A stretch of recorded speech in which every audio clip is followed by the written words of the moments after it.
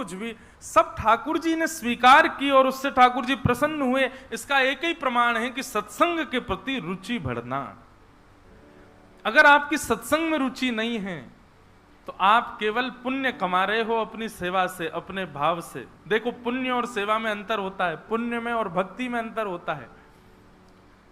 कई लोग मंदिर इसलिए जाते हैं उनको पुण्य चाहिए, कई लोग सेवा इसलिए करते हैं उनको पुण्य चाहिए, पर नैष्ठिक वैष्णव जो होगा वो पुण्य की कामना से कभी ठाकुर जी की सेवा नहीं करता।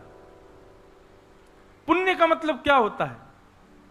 जिसके बदले, जैसे धन होता है ना, वैसे ही पुण्य होता है। धन भी कमाया जाता है, पुण्य भी कमाया जाता है। धन कमा करके विषय भोग जो होते हैं उनको भोगा जाता है, ऐसे पुण्य कमा करके यश वैभव ऐश्वर्य आदि इन सबको प्राप्त किया जाता है। पुण्य से क्या मिलता है पता है? पुण्य आपने बहुत कमा लिया तो पुण्य के बदले आपको क्या मिलेगा? बहुत नाम मिलेगा, बहुत यश मिलेगा, सब अच्छा अच्छा बोलेंगे, कीर्ति मिलेगी। और यदि पुण्य प्राप्त करके आप मृत्यु को प्राप्त होगे तो पुण्य के बदले स्वर्ग मिल जाएगा।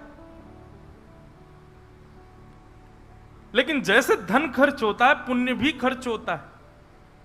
आपने गंगा में एक डुबकी लगाई तो डुबकी लगाते ही आपको पुण्य मिल गया। आप जैसे बाहर आए, हमने कि तुम बहुत अच्छे हो, अब मैंने आपकी बड़ाई करी, आपका पुण्य खत्म।